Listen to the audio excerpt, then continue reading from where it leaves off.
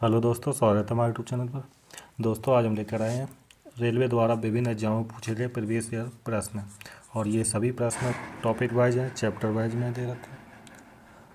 इसमें आज हम देखेंगे प्राचीन इतिहास। सबसे पहले हम प्राचीन इतिहास इसमें कवर करेंगे और इसमें सभी प्रश्नों पर आप डिटेल में सॉल्यूशन भी देखेंगे, एक्सप्लेनेशन भी देखेंगे। ठीक है, चलिए शुरू करते हैं।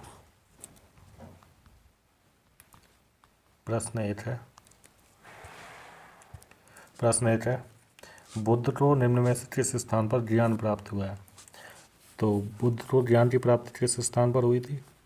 तो राइट आंसर हो जाएगा बोध गया। बोध गया में बुद्ध को ज्ञान की प्राप्ति हुई थी।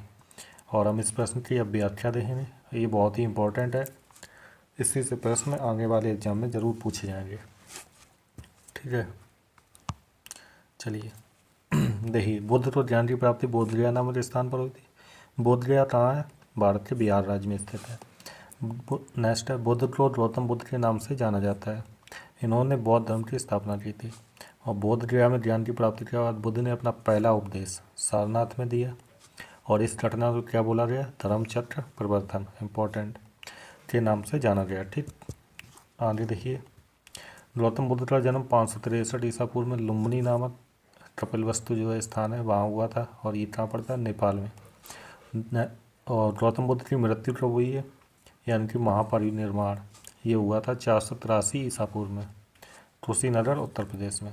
कुशीनगर स्थान जिला है उत्तर प्रदेश में, वहाँ पर हुए थे महापरिनिर्वाण की प्राप्ति।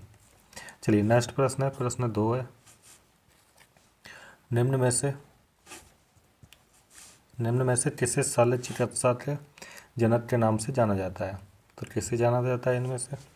तो शल्य चिकित्सा के जनक हो जाएंगे सुश्रुत। ऑप्शन सी इसका राइट आंसर है। शल्य चिकित्सा के जनक के रूप में सुश्रुत को जाना जाता है। सुश्रुत संहिता का प्रणेता माना जाता है। ठीक है, सुश्रुत के आचार्य धन्वंतरी थे। सुश्रुत ने शल्य चिकित्सा के साथ साथ आयुर्वेद के क्षेत्र में भी काम किया था।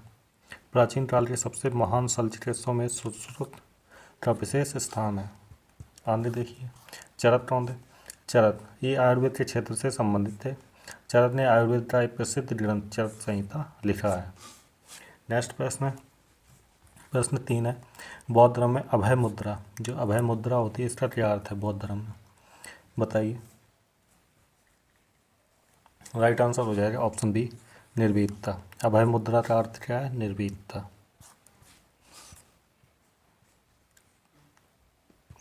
इसका राइट आंसर है ऑप्शन बी। देखिए, बौद्ध धर्म में अभय मुद्रा का अर्थ है निर्भीकता। अभय मुद्रा सबसे प्राचीन मुद्राओं में से एक है। अभय मुद्रा सुरक्षा की भावना को प्रदर्शित करती है। अभय मुद्रा में दाहिने हस्त को ऊपर की ओर करके हथेली बाहर की ओर इंगित की जाती है। नेक्स्ट प्रश्न है, प्रश्न 4 है, विनय और सूत्र पिटक इनमें से किसकी शिक्षाओं का संकलन है? बताइए। तो विनय और सूत्र पिटक में गौतम बुद्ध की शिक्षाओं का संकलन किया गया है। ऑप्शन ए इसका राइट आंसर है। आप देखिए, विनय और सूत्र पिटक गौतम बुद्ध की शिक्षाओं का संकलन है। त्रिपिटक बौद्ध धर्म का ग्रंथ है। जो त्रिपिटक है ये किसके ग्रंथ है? बौद्ध धर्म के। त्रिपिटक की भाषा क्या है? पाली है। बौद्ध धर्म के त्रिपिटक कौन से हैं?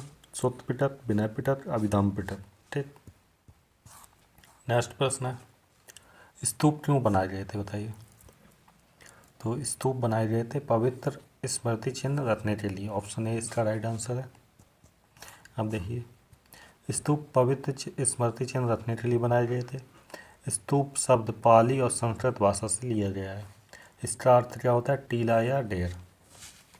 स्तूप किसी व्यक्ति की चिता, समाधि या उसके अवशेषों पर निर्मित एक स्मृति स्वरूप अर्ध आकार का टीला या ढेर होता है। आगे देखिए, स्तूप विशेष रूप से बौद्ध काल में प्रसिद्ध हुए थे। स्तूप का सर्वप्रथम उल्लेख कहाँ मिलता है? ऋग्वेद में मिलता है। नेक्स्ट प्रश्न है, बौद्ध प्रतीक धर्मचक्र किसे दर्शाता है? बताइए। जो धर्मचक्र है ये किससे संबंधित है?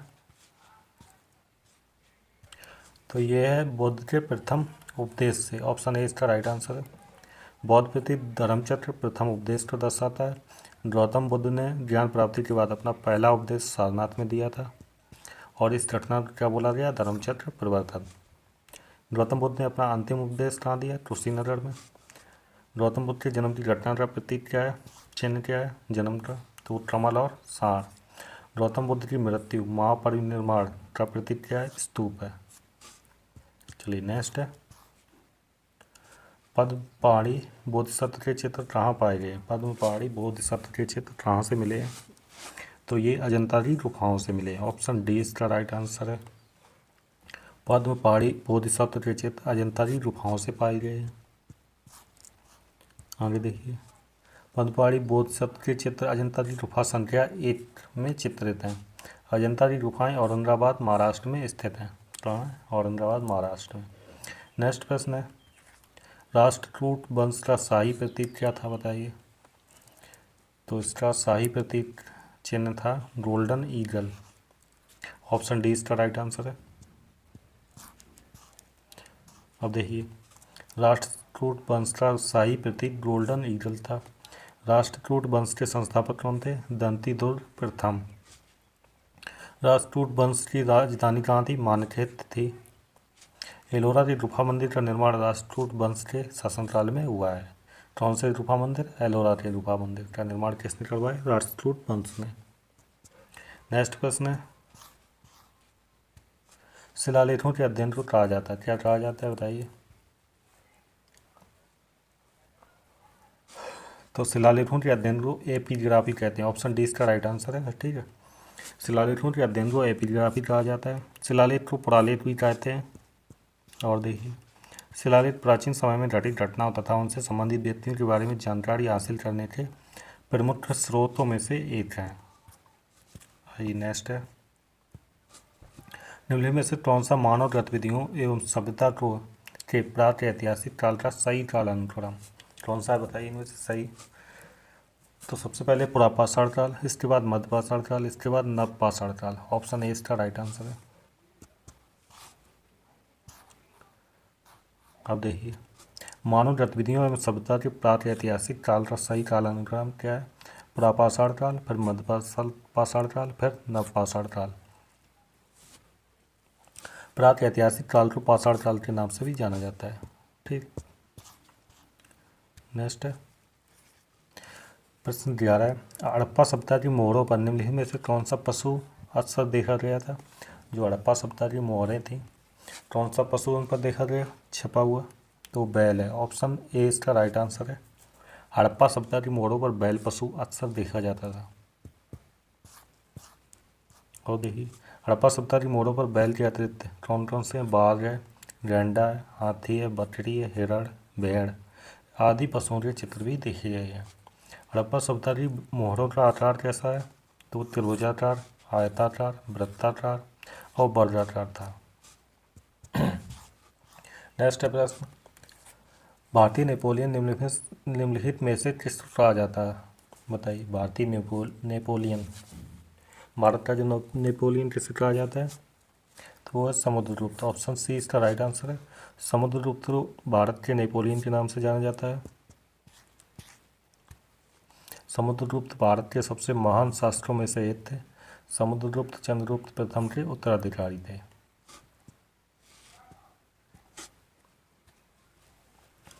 समुद्रगुप्त के शासनकाल को सांस्कृतिक तथा राजनीतिक दृष्टि से गुप्त वंश के साम्राज्य का उत्तराधिकाल माना जाता है। समुद्रगुप्त के साम्राज्य की राजधानी पाटलिपुत्र थी। समुद्रगुप्त ने अपने साम्राज्य विस्तार के लिए दोहरी नीति अपनाई थी। चलिए नेक्स्ट आगे देखिए, समुद्रगुप्त को भारत के नेपोलियन की संज्ञा प्रसिद्ध इतिहासकार विंसेंट आर्थर स्मिथ ने द्वारा दी गई है। जो भारत के नेपोलियन की संज्ञा जो उपाधि है वो समुद्रगुप्त किसने दी, विंसेंट आर्थर स्मिथ ने कहा था। नेक्स्ट प्रश्न है, पल्लव राजवंश का संस्थापक कौन था। तो पल्लव राजवंश का संस्थापक था सिंहविष्णु। ऑप्शन ए इसका राइट आंसर है। ठीक, देखिए, पल्लव राजवंश का संस्थापक सिंहविष्णु था। पल्लव राजवंश दक्षिण भारत का एक प्रसिद्ध राजवंश था। पल्लव राजवंश की राजधानी कहाँ थी, कांचीपुरम। नंदीवर्धन तथा महेंद्रवर्धन का पल्लव राजवंश के प्रमुख शासक थे। कौन से, नंदीवर्धन और महेंद्रवर्धन। सिंहविष्णु को अबनी सिंह के नाम से भी जाना जाता था। किसे, सिंहविष्णु को, जो पल्लव राजवंश का संस्थापक था। नेक्स्ट प्रश्न है, निम्नलिखित धर्मों में से किस धर्म से दिलवाड़ा मंदिर संबंधित है? तो दिलवाड़ा मंदिर कौन से धर्म से संबंधित है? ये हो जाएगा जैन धर्म। ऑप्शन सी इसका राइट आंसर है। अब देखिए, दिलवाड़ा मंदिर जैन धर्म से संबंधित है। दिलवाड़ा मंदिर राजस्थान राज्य के सिरोही जनपद के माउंट आबू पर्वत पर स्थित है। कहाँ स्थित है? माउंट आबू पर्वत। दिलवाड़ा मंदिर 5 मंदिरों का एक समूह है। दिलवाड़ा मंदिर का निर्माण 11वीं शताब्दी से 13वीं शताब्दी के मध्य हुआ। दिलवाड़ा मंदिर का निर्माण चालुक्य राजवंश के शासनकाल में हुआ था। नेक्स्ट है, निम्नलिखित में से कौन बुद्ध के सिद्धांतों से संबंधित है? बताइए। तो ये हो जाएगा अभिधम्म पिटक। ये बुद्ध के सिद्धांतों से संबंधित है। ऑप्शन बी इसका राइट आंसर है। अभिधम्म पिटक बुद्ध के सिद्धांतों से संबंधित है। अभिधम्म पिटक बुद्ध के त्रिपिटक में से एक है। अभिधम्म पिटक बुद्ध के सिद्धांतों का एक व्यापक रूपी विद्वतापूर्ण सारांश व विश्लेषण है। यह थेरवाद बौद्ध धर्म का अभिन्न अंग है। चलिए नेक्स्ट है, सिंधु घाटी सभ्यता का सबसे पहला खोजा गया स्थल कौन सा था? बताइए। सबसे पहले खोजा गया तो वो हड़प्पा था। ऑप्शन डी इसका राइट आंसर है। सिंधु घाटी सभ्यता का सबसे पहला खोजा गया स्थल हड़प्पा है। हड़प्पा की खोज कब हुई? वर्ष 1921 ईस्वी में। किसने की? राय बहादुर दयाराम सायनी द्वारा। चलिए नेक्स्ट है, हड़प्पा स्थल कहाँ स्थित है? रावी नदी के तट पर। और मोहनजोदड़ो, इसका शाब्दिक अर्थ क्या है? मृतकों का टीला। मोहनजोदड़ो की खोज कब हुई? 1922 में। और किसने की? राठलदास बनर्जी। ठीक है, मोहनजोदड़ो की खोज थी। मोहनजोदड़ो स्थल सिंधु नदी के तट पर स्थित है। और हड़प्पा किस नदी? रावी नदी। लोथल की खोज 1954 ईस्वी में डॉक्टर एस.आर. राव ने की थी। किसने? Doctor S R. राव। और देखिए, लोथल सिंधु घाटी सभ्यता का सब महत्वपूर्ण बंदरगाह था। लोथल स्थल बोरवा नदी तट पर स्थित है। और ट्रालीबंदर की खोज अमलानंद घोष ने की थी। ट्रालीबंदर के स्थल के उत्खनन का श्रेय बी.के. थापर तथा बी.वी. लाल को जाता है। और ट्रालीबंदर कौन सी नदी तट पर है? वो है घग्गर नदी। और ठीक है, चलिए नेक्स्ट प्रश्न है, प्रसिद्ध उत्तरामेरु शिलालेख किस राजवंश से संबंधित है? जो उत्तरामेरु शिलालेख है किससे संबंधित है? कौन से राजवंश से?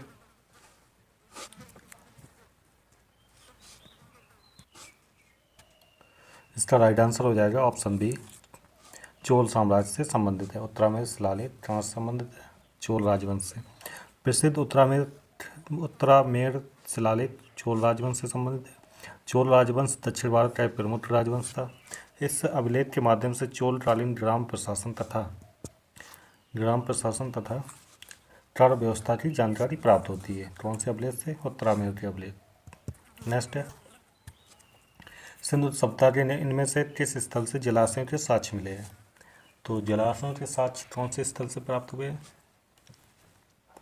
ये है धौलावीरा। ऑप्शन बी इसका राइट आंसर है। देखिए, धौलावीरा स्थल से जलाशयों के साक्ष्य मिले हैं। धौलावीरा स्थल गुजरात राज्य में स्थित है। कहाँ स्थित है? गुजरात में। धौलावीरा स्थल की खोज 1967-68 ईस्वी में किसने की? J.P. जोशी ने। ट्रालीबंदर, इस स्थल से जुते हुए खेत के साक्ष्य मिले हैं। और यह कहाँ स्थित है? राजस्थान राज्य में। कोटतीजी, इस स्थल से कांसे की चपटे फलक वाली कुल्हाड़ी के साक्ष्य मिले हैं। और यह स्थल पाकिस्तान देश के सिंध राज्य में स्थित है। लोथल, इस स्थल से 3 युगल समाधियों के साक्ष्य मिले हैं। यह स्थल गुजरात राज्य में स्थित है। अब नेक्स्ट प्रश्न है, मोहनजोदड़ो नाम का अर्थ किस भाषा में मुर्दों का टीला है? कौन सी भाषा में इसे मुर्दों का टीला बोलते हैं? तो ये हो जाएगा सिंधी भाषा। ऑप्शन डी इसका राइट आंसर है।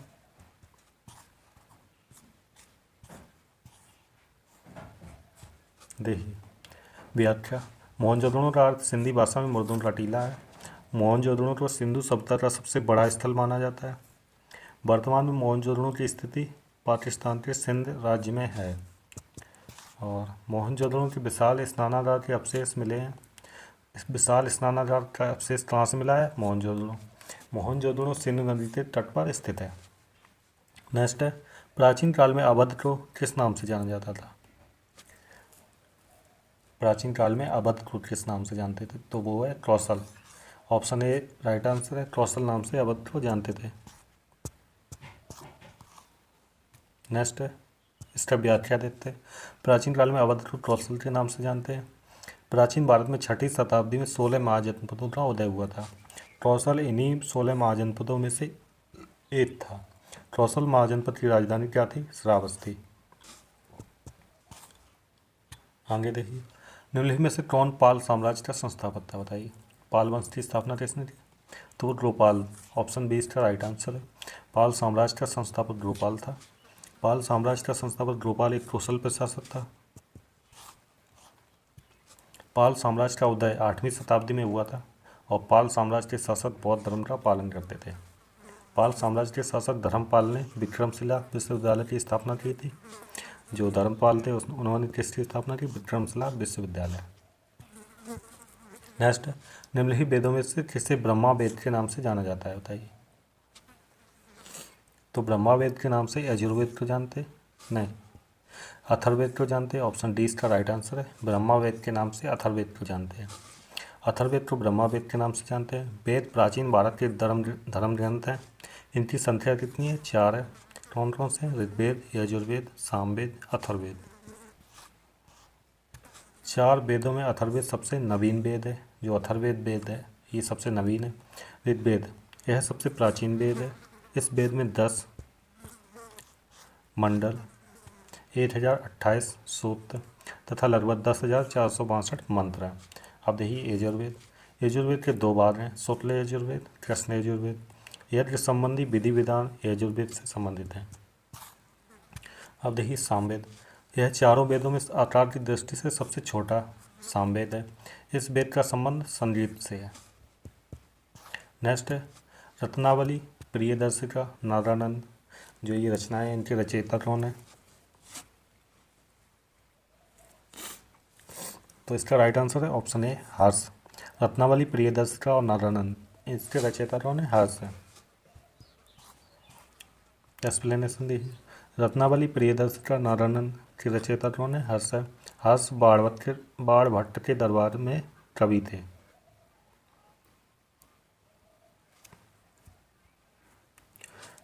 देखिए यहाँ थोड़ा सही नहीं लिखा है। हर्ष के दरबार में बाणभट्ट कवि थे, ऐसा होना चाहिए। रत्नावली, प्रियदर्शिका और नारानंद रचनाओं की भाषा क्या है? संस्कृत है। हर्ष उत्तर भारत का एक महान शासक था। हर्ष के साम्राज्य की राजधानी क्या थी? कन्नौज थी। हर्ष का संबंध कौन से वंश से है? पुष्यभूति या वर्धन वंश से है। नेक्स्ट प्रश्न, तंजावुर में बृहदेश्वर का मंदिर, जो तंजावुर में बृहदेश्वर का मंदिर है, किस वंश के ने बनवाया था? तो ये चोल वंश से संबंधित है। ऑप्शन सी इसका राइट आंसर है। तंजावुर में बृहदेश्वर मंदिर चोल वंश के वास्तुकारों की सबसे बड़ी उपलब्धि है। ठीक है, बृहदेश्वर मंदिर का निर्माण चोल वंश के शासक राजा राज चोल ने करवाया था। बृहदेश्वर मंदिर भगवान शिव को समर्पित है। तंजावुर में स्थित बृहदेश्वर मंदिर को चोल शासक राजाराज चोल के नाम पर राजराजेश्वर मंदिर का नाम भी दिया गया है। और बृहदेश्वर मंदिर कौन सी शैली में? द्रविड़ शैली में निर्मित है। वर्ष 1987 ईस्वी में इस मंदिर को यूनेस्को की विश्व विरासत सूची में शामिल किया गया था। प्रश्न है, जैन धर्म के अंतिम तीर्थंकर कौन थे? तो जैन धर्म के अंतिम तीर्थंकर हो जाएंगे महावीर स्वामी। ऑप्शन ए इसका राइट आंसर है। जैन धर्म के अंतिम तीर्थंकर महावीर स्वामी थे। और ऋषभदेव जैन धर्म के प्रथम तीर्थंकर थे। अनंतनाथ जैन धर्म के 14वें थे और पार्श्वनाथ ये जैन धर्म के 23वें तीर्थंकर हो जाएंगे। नेक्स्ट प्रश्न है, प्रसिद्ध सांची स्तूप कहाँ स्थित है? जो सांची का स्तूप है ये कहाँ पर स्थित है? तो ये हो जाएगा मध्य प्रदेश में। ऑप्शन बी इसका राइट आंसर है। अब देखिए, प्रसिद्ध सांची स्तूप मध्य प्रदेश में स्थित है। सांची स्तूप का निर्माण सम्राट अशोक ने 3री शताब्दी में करवाया था। सांची स्तूप बौद्धों का एक महत्वपूर्ण तीर्थ स्थल है। सांची स्तूप को महान स्तूप के नाम से भी जाना जाता है। बस 1989 ईस्वी में सांची स्तूप को यूनेस्को की विश्व विरासत स्थल की सूची में शामिल किया गया था। नेक्स्ट प्रश्न है, चीनी यात्री फायान के शासनकाल के दौरान भारत का दौरा किसने किया था? बताइए। चीनी यात्री जो फायान था ये किस शासक के दरबार में आया था? तो ये हो जाएगा चंद्रगुप्त द्वितीय के दरबार में आया था फायान। ऑप्शन सी इसका राइट आंसर है। चीनी यात्री फायान ने चंद्रगुप्त द्वितीय के शासनकाल के दौरान भारत का दौरा किया था। बौद्ध धर्म व उसके ग्रंथों के बारे में अध्ययन करने के उद्देश्य से फायान ने भारत के अतिरिक्त कई एशियाई देशों की यात्रा की। अपनी भारत यात्रा के दौरान फायन ने 3 वर्षों तक पाटलिपुत्र, वर्तमान में पटना, में संस्कृत विषय का अध्ययन किया। तब तक 3 वर्षों तक। चलिए नेक्स्ट प्रश्न है, जैन मठ संस्थानों को क्या कहा जाता था? तो जैन मठ जो संस्थान थे उन्हें बसादिश कहते थे। ऑप्शन डी इसका राइट आंसर है। जैन मठ संस्थानों को बसादिश कहा जाता था। बसादिश जैन धर्म के अनुयायियों के लिए पूजा का स्थान होता है। यह मुख्यतः कर्नाटक राज्य में स्थित है। बसादिश जैन धर्म में हुए तीर्थंकरों के मंदिर होते हैं। बसादिश क्या होते हैं? जैन धर्म के मंदिर। नेक्स्ट है, निम्नलिखित विकल्पों में से गलत जोड़ी का चयन करना है, गलत बताना।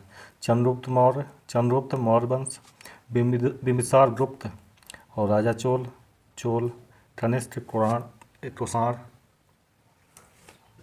तो इसमें गलत है ऑप्शन बी, बिंबिसार का संबंध आर्यन वंश से है। बिंबिसार का संबंध आर्यन वंश से है। चंद्रगुप्त का संबंध मौर्य वंश से है। राजाराज का संबंध चोल वंश से है। नेक्स्ट है,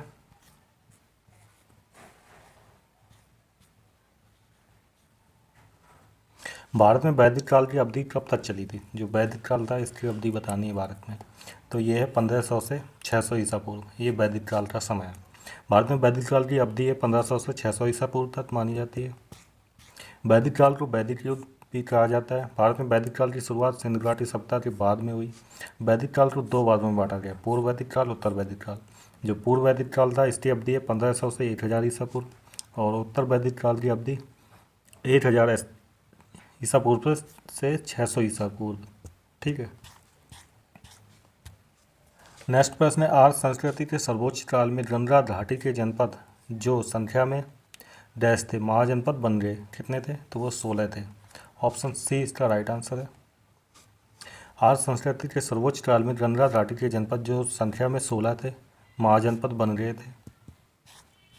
प्राचीन भारत में 16 महाजनपदों का उद्भव 6वीं शताब्दी के दौरान हुआ था।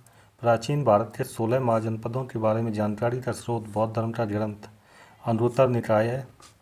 प्राचीन भारत के 16 महाजनपद निम्नलिखित हैं: अंध्र, मगध, काशी, वज्जी और वत्स, अवंती, कौशल, पांचाल और है मल्ल, कुरु, चेदी, कम्बोज, मत्स्य, सूरसेन, गांधार और अस्मक।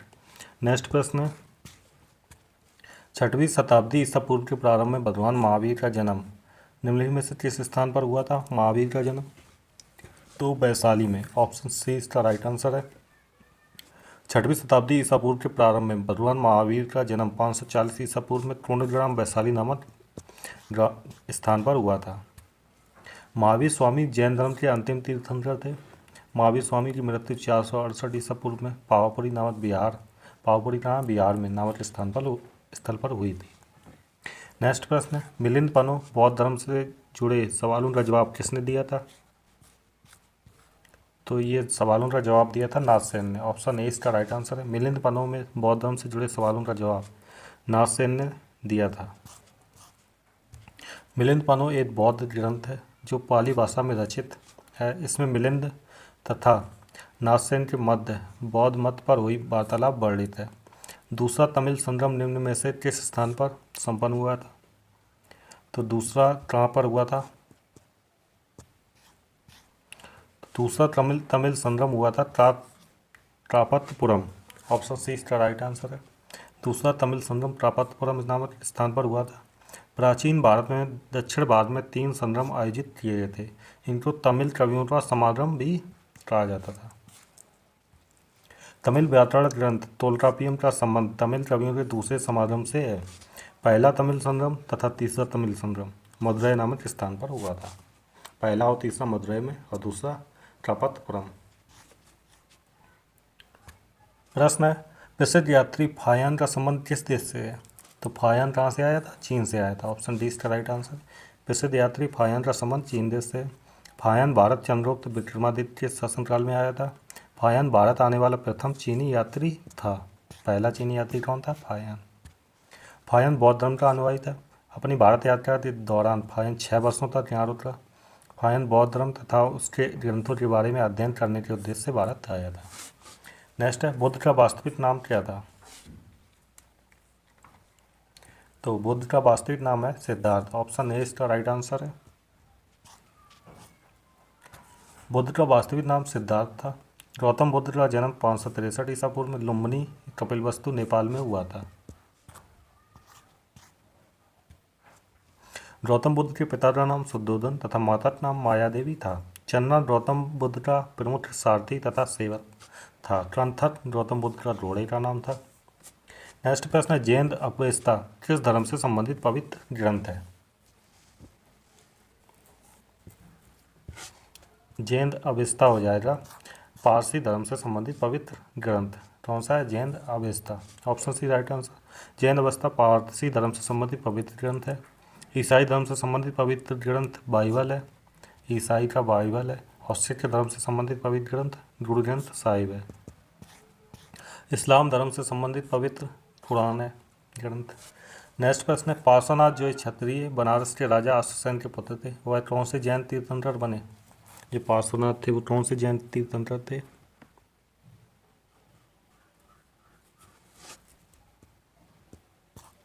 राइट आंसर है इसका ऑप्शन सी 23वें। पार्श्वनाथ कौन से नंबर के थे?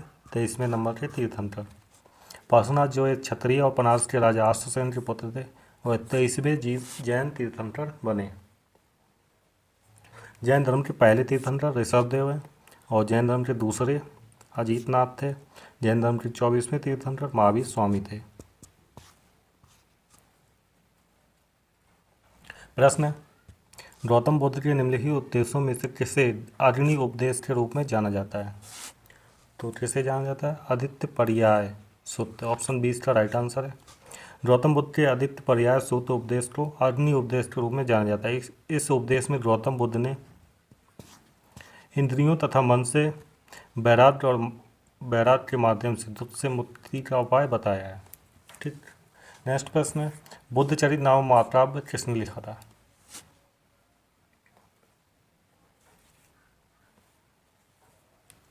तो बुद्ध चरित नामक महाकाव्य की रचना की थी अश्वघोष ने। ऑप्शन डी इसका राइट आंसर है। बुद्ध चरित नामक महाकाव्य अश्वघोष ने लिखा था। अश्वघोष कनिष्क के दरबार में राजकवि थे। अश्वघोष ने सौंदरानंद काव्यम की भी रचना की थी। नागार्जुन कनिष्क के समकालीन थे। नागार्जुन को भारत का आइंस्टीन भी कहा जाता है। ठीक है। और इन्होंने माध्वी मत या शून्यवाद का प्रवर्तक माना जाता है इन्हें।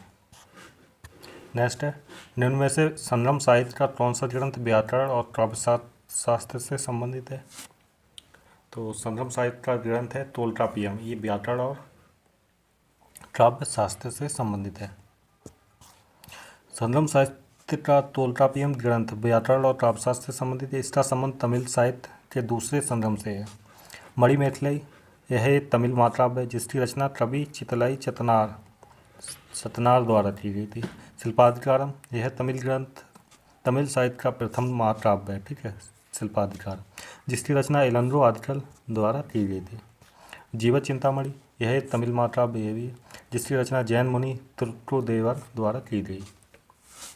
नेक्स्ट प्रश्न है, निम्न में से कौन सा वैदिक ग्रंथ शिल्प दान विज्ञान से संबंधित है? तो इसका राइट आंसर है ऑप्शन सी शिल्पशास्त्र। वैदिक ग्रंथ शिल्पशास्त्र शिल्प दान विज्ञान से संबंधित है। शिल्पशास्त्र एक प्राचीन ग्रंथ है। इसके अंतर्गत विभिन्न प्रकार की वास्तुशिल्प तथा कला के सिद्धांतों का विश्लेषण किया जाता है। गांधर्व वेद यह 4 उपवेदों में से एक है। अन्य 3 उपवेद धनुर्वेद, शिल्पवेद, आयुर्वेद हैं। नेक्स्ट प्रश्न है, पहली जैन परिषद कहाँ आयोजित की गई थी? पहली जैन परिषद का आयोजन किया गया था पाटलिपुत्र में। ऑप्शन बी इसका राइट आंसर। पहली जैन परिषद पाटलिपुत्र में आयोजित की गई। पहली जैन परिषद का आयोजन चंद्रगुप्त मौर्य के शासनकाल में तथा स्थूलभद्र की अध्यक्षता में वर्ष 300 ईसा पूर्व में हुआ था।